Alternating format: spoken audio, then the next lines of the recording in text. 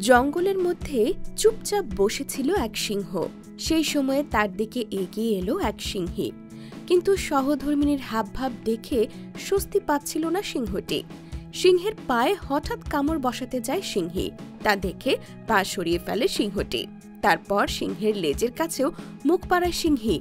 এরপরে হঠাৎ সিংহের ওপর খেপে যায় সিংহীটি।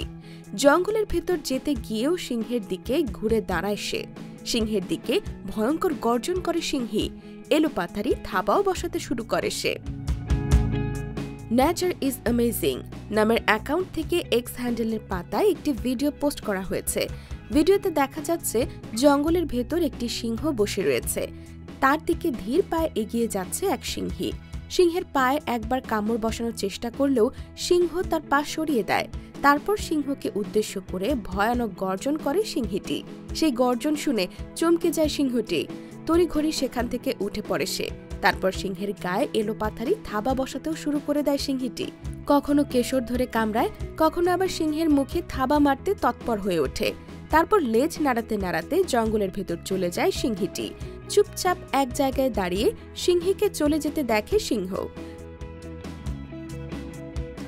ভিডিওটি দেখে সামাজিক যোগাযোগ মাধ্যমে অনেকেই মজার মন্তব্য করেছেন। এক নেট নাগরিক বলেছেন, স্বামী স্ত্রীর সম্পর্কে এমন তো হামেশাই দেখা যায়। বেচারা সিংহ কিছুই বুঝল না যে কেন সিংহী তার উপর হঠাৎ রেগে গেল।